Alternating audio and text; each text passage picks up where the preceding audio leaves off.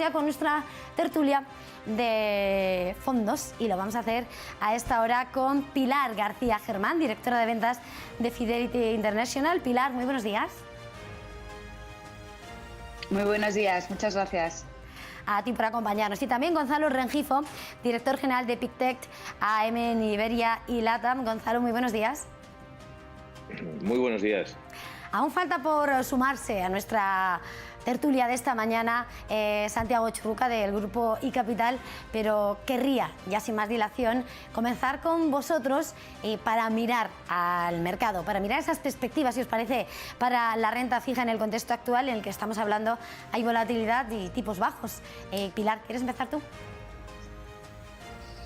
Pues sí, muchas gracias. Efectivamente, como tú comentabas, estamos en un entorno de tipos bajos, que desde nuestro punto de vista corto o medio plazo seguirá así, y donde los activos fijos se están moviendo al son de la inflación, que yo creo que es ahora el tema más candente, y que seguirá generando volatilidad hasta que los bancos centrales se pronuncien, haya más transparencia y seguiremos viendo volatilidad a lo largo del año. Es verdad que en Estados Unidos la situación es muy distinta. No esperamos restricciones en cuanto a políticas monetarias. Es verdad que la Reserva Federal ya ha adelantado la hoja de ruta, la subida de tipos que comentabas de cara al año 2023, pero nosotros en el corto plazo no lo vemos todavía, mientras que en Europa la situación es distinta. Es verdad que el programa de vacunación va muchísimo mejor. Estamos viendo datos macro. Esta semana, como tú adelantabas, saldrán también los datos de empleo, etcétera. Pero es verdad que los datos de PIB todavía están muy por abajo respecto a Estados Unidos, en Europa, con lo cual son situaciones muy diferentes, donde en Estados Unidos estamos más cómodos, no vemos a corto plazo restricciones, subidas de tipos, pero de cara a finales de año sí podríamos empezar a verlo, quizá en el 2022. En Europa todavía creemos que es muy pronto para que el Banco Central Europeo empiece a subir tipos, no lo vemos, ahí estamos más tranquilos y seguiremos viendo, como comentaba, inflación y volatilidad. Gonzalo, ¿cuál es tu visión? Bueno, yo creo que por darle un poco de perspectiva, yo creo que venimos de un ciclo que empezó en marzo del año pasado con la famosa pandemia, un ciclo de volatilidad, y nosotros creemos que entramos en un ciclo de moderación. ¿Un ciclo de moderación por qué? Bueno, porque estamos viendo que ahora mismo todos los datos macroeconómicos que están saliendo son datos que nos apuntan a pensar que estamos entrando en un ciclo de crecimiento económico que seguramente se va a ir asentando todos los datos la segunda parte de este año.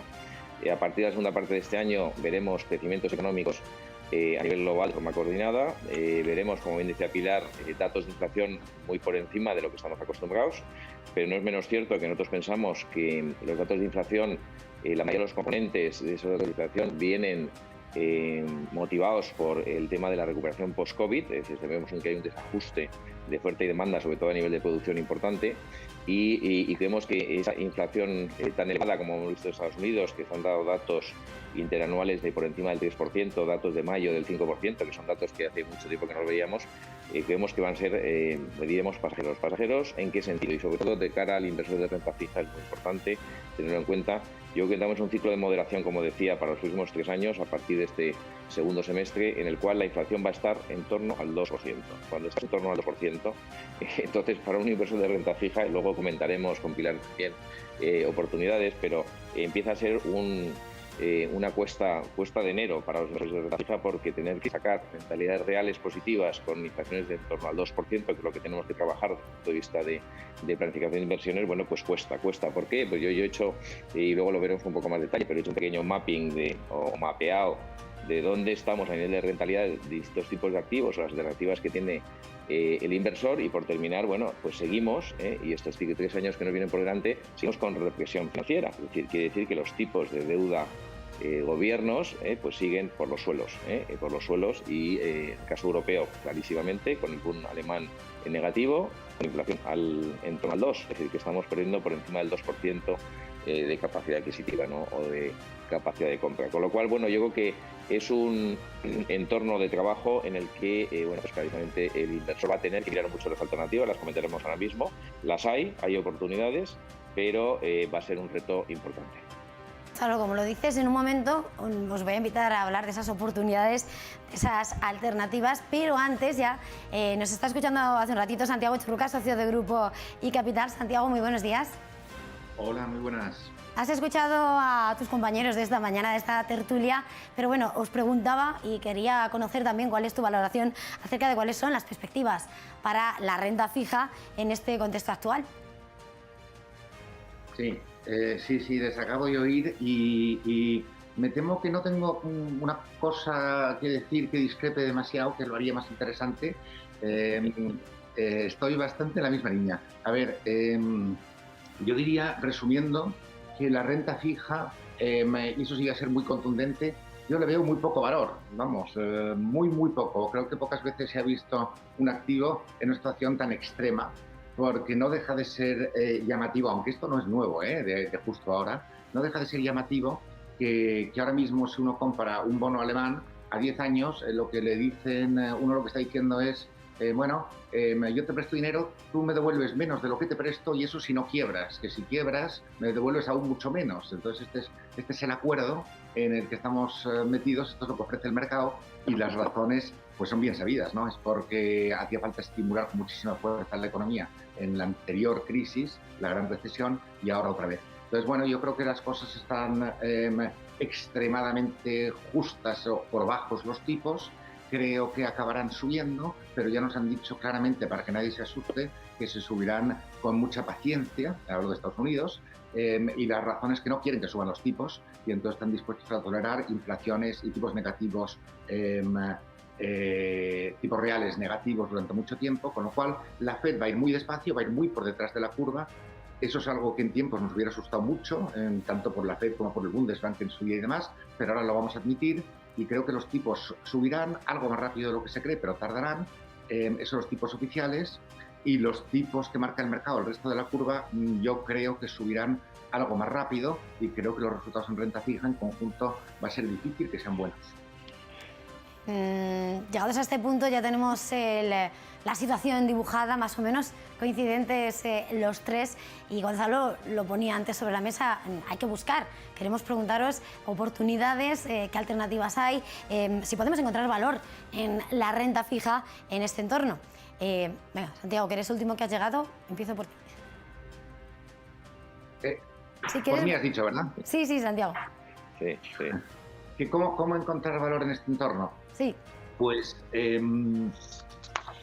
sí, en efecto, en renta fija yo veo poca cosa. Como el riesgo está principalmente en la inflación conlleva pues pérdida directa del valor adquisitivo, claro, porque la inflación resta el valor adquisitivo, y también conlleva subida de tipos reales. Entonces, mucha gente habla de tips, de bonos ligados a la inflación, y yo digo que sí, que es mejor que los otros en caso de inflación, pero no te cubren del todo. Los tipos vinculados o sea, que los bonos vinculados a la inflación te van mal cuando suben los tipos reales igualmente. O sea que por ahí tenemos un poquito más cobertura, pero no del todo buena. Creo que probablemente hay que estar simplemente en FRNs, en flotantes. Creo que hay que estar en duraciones cortas en conjunto en cartera, duraciones muy cortas incluso, y dentro de eso pues me iría, por concretar un poco más todavía, a los extremos de la curva. Creo que la curva ya se ha positivizado mucho, y probablemente en el 2 años y en el 10 años, en ese barbell, es donde puede haber más valor. Y esto estoy intentando rascar las oportunidades porque creo de verdad que no hay tantas.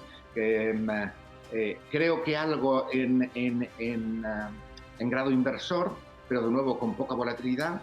Me gusta mucho menos el high yield, y nosotros también recomendamos un poquitín de países emergentes. O sea, bueno, ahí lo pinto todo cuadro, pero en conjunto diría renta fija con muchísimo cuidado. Gonzalo, no sé si miras con tanto cuidado a la renta fija o cuál es tu análisis.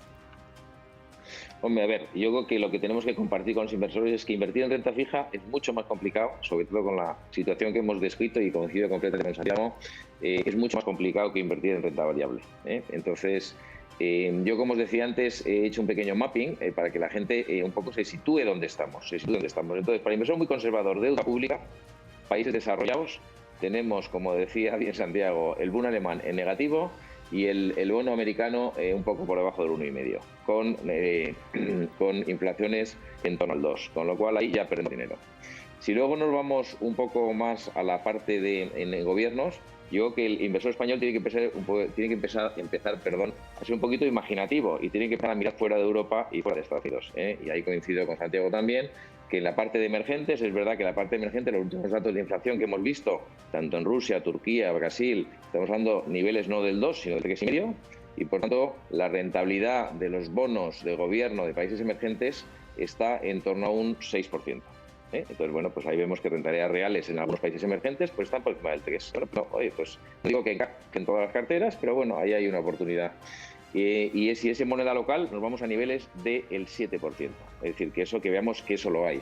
Y luego he mirado también la parte corporativa, porque es verdad que yo creo que tienes que tener crédito en cualquier cartera de renta fija, tienes que tenerlo sí o sí, pero claro, el crédito de países desarrollados europeo, de grado de inversión, te da 0,5%, volvemos a perder dinero, y en la parte de corporativos emergentes te da casi un 5% de yield, con lo cual, bueno, pues ahí también tenemos una oportunidad. No digo que encaje para todos, y es verdad que en la parte de high yield, es decir, empresas sin grado de inversión, en países desarrollados estamos en torno a un 2,7, 2,8, 3%. Ahí estaremos un pelín por encima, pero tenemos riesgo de emisor, ¿no? Riesgo de emisor. Entonces yo, lo que diría yo al inversor es que es verdad que ahora mismo está siendo todo un reto el tener una cartera de renta fija equilibrada a nivel del riesgo que asumes y la rentabilidad que te da, pero hay que trabajar. Entonces aquí yo, como todo, hay que hablar con el asesor financiero. Yo creo que iCapital es un buen ejemplo. Hay que hablar con ellos y ver las alternativas. Si eres un inversor muy conservador, pues siendo muy transparente, pues va a ser complicado. Siendo muy, muy conservador, con poca volatilidad y no mirando hacia mercados donde no hemos estado, yo la última idea que dejo caer, que yo creo que es interesante, nosotros la vemos interesante y vemos mucho institucional entrando, es los bonos de gobierno chino en renminbis. Fijar qué cosa más curiosa, ¿no? Pero eso, estamos hablando de calificación A+, es decir, A+, es decir, calificación sólida. Los chinos no tienen muchos problemas desde el punto de vista de la economía, y eso está dando en torno a un 3,6%. Entonces estamos viendo, es un ejemplo, mucho institucional que está empezando a cambiar el Treasury americano típico en dólares por el bono chino en renminbis, que te da un 3,5%, bueno, que ya es un nivel de rentabilidad razonable para la inflación que nos está viniendo, ¿no? Pues bueno, para que he hecho me he extendido un poco, pero yo creo que lo que sí tiene que saber el inversor es que existen oportunidades, pero hay que siempre, de alguna forma, valorarlas con el riesgo que estás asumiendo y el perfil de riesgo que tienes dentro de tu cartera, ¿no? Pero ha quedado claro, Gonzalo, ese mapping que pasa por, vale, es difícil encontrar esa rentabilidad, hay que ser imaginativo fuera de Europa y Estados Unidos, y no es para todo tipo de inversor, pero hay oportunidades. Pilar, no sé con quién coincides o si es una tercera visión diferente. ¿Pilar? Pilar se ha quedado congelada. Sí, ¿verdad? No parece que me pueda... El mundo de la tecnología. Y eso que hoy empieza el Mobile World Congress, a ver si nos dan más pistas para impedir estos recortes. En un momento intentamos volver a conectar con Pilar. Vosotros estabais hablando ahora mismo de las dificultades, ¿no?, de estos tipos de interés para buscar rentabilidades, también mirando deuda corporativa, deuda de países.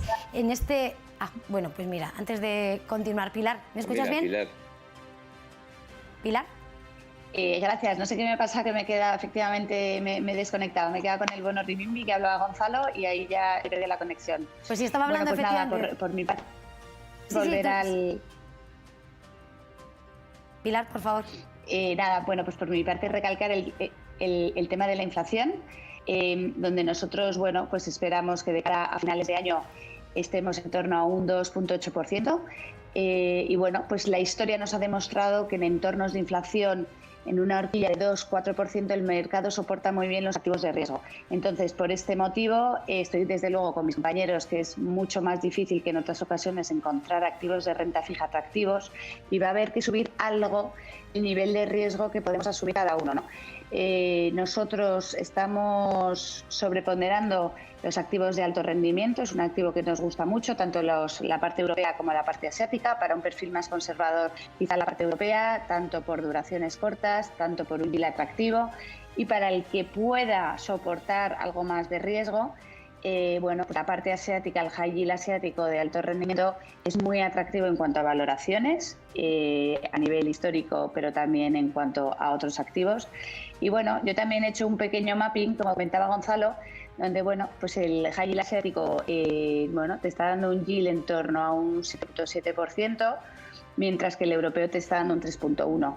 Si te vas, por ejemplo, a los bonos de alta calidad crediticia, pues ya no te están dando nada, te están dando un 0,5, que con el efecto de inflación, como comentaba Gonzalo, te lo comes. Entonces, vamos a tener que subir algo el nivel de riesgo al que estamos acostumbrados. El alto rendimiento nos gusta, deuda emergente nos gusta más en dólares. En cuanto a correlación, se comporta mejor con otros respecto a otros activos, pero bueno, tal como estamos viendo, bueno, pues la expansión de la política monetaria que sigue ahí, la debilidad del dólar le podría venir muy bien a la deuda emergente. Estamos también muy positivos en los bonos renminbis, que ahí no voy a comentar más. Y luego también nos gusta, que lo comentaba Santiago, los bonos ligados a la inflación para protegerte frente a esa inflación. Es verdad que es un activo de duraciones muy largas, con lo cual aquí lo que recomiendo es buscar activos con duraciones cortas, donde el principal alfa no sea tanto la duración, sino que sea la inflación pura. Y eso es un poco las recomendaciones. Siempre carteras globales, duraciones cortas, flexibilidad, poder hacer apuestas tácticas y mucha flexibilidad de movimiento. También otro mapping que completa ese escenario, ¿no? Y que vuelve a mirar a esa deuda emergente. Que estabas hablando de esos bonos ligados a la inflación a modo de protección. Precisamente es una palabra que no habéis dejado de repetir unos y otros, junto con una subida de tipos más pronta de lo esperado. En este contexto, quería preguntaros cuál es vuestra visión acerca de las tasas de inflación, si va a ser transitoria, si no lo va a ser, y por otra parte, ¿por qué? ¿Qué razones hay para invertir en este punto en renta fija? Pilar, ¿quieres empezar tú?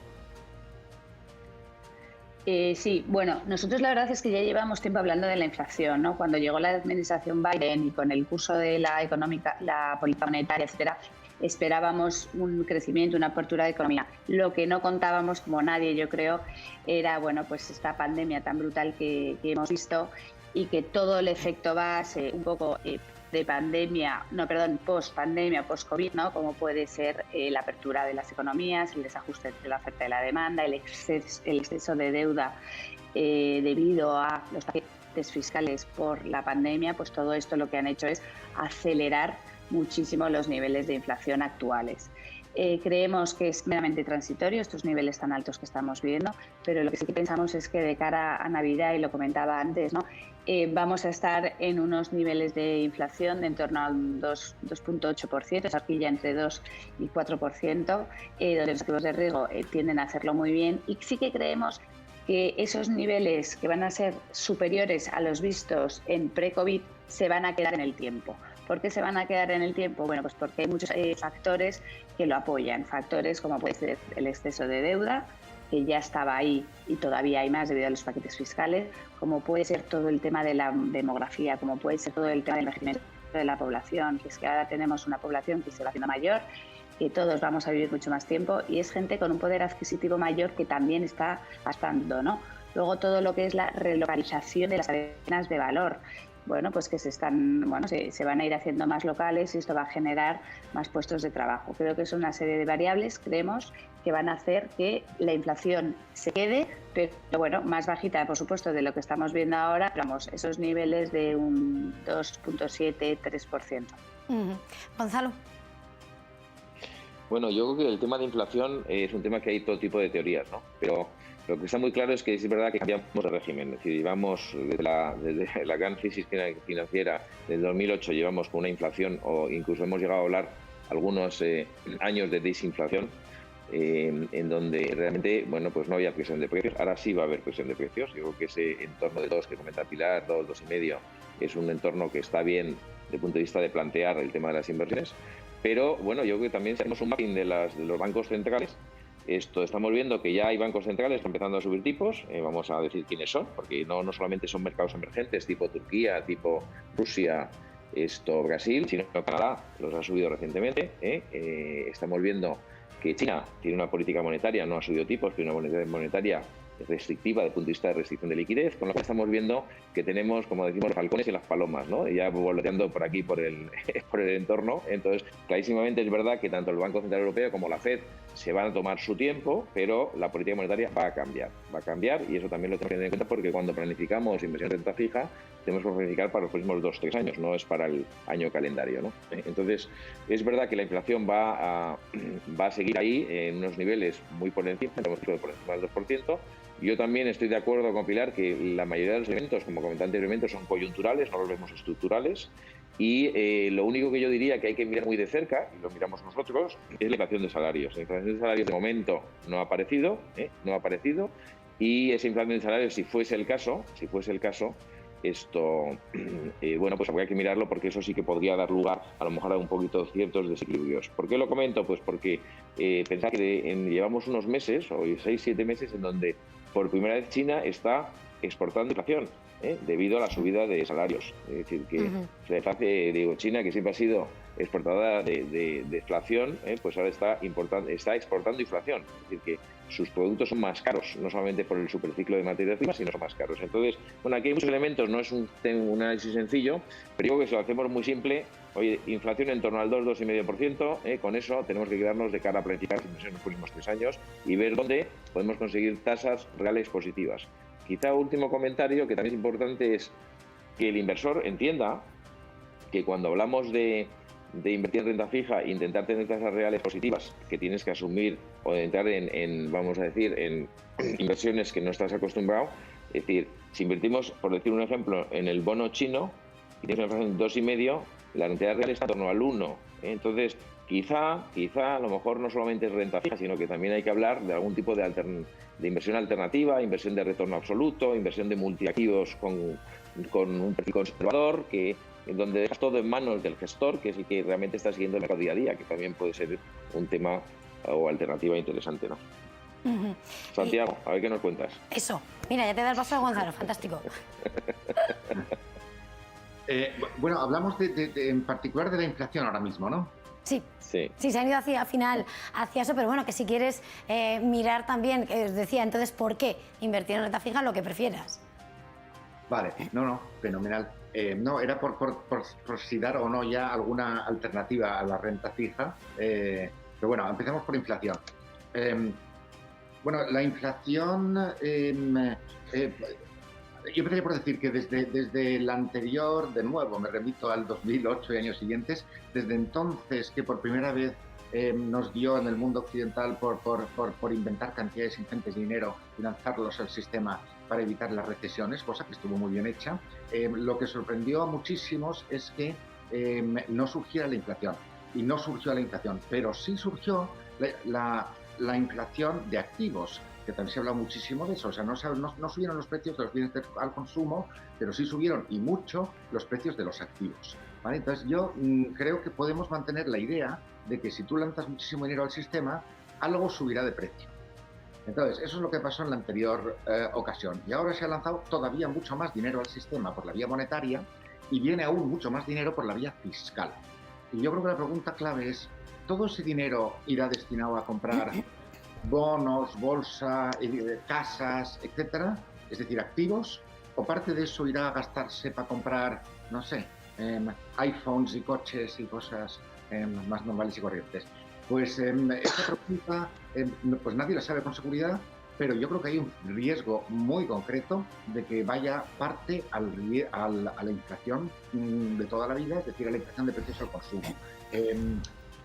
Así que, bueno, empezaría por decir, en la inflación que ya hemos visto, ese 5% americano, hay una parte que no hay ninguna duda de que son efectos transitorios.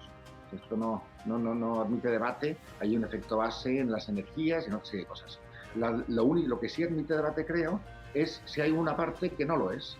Y yo, en la línea de Pilar, creo que probablemente la hay y la inflación se puede ir en torno al 3. Al torno al 3 nos parece, es lo que nosotros decimos, nos parece muy moderado. Nadie le veo con valentía para decir que mucho más lejos, y yo no tengo razones para decirlo. Pero en torno al 3 ya es bastante más de lo que antes venía ocurriendo.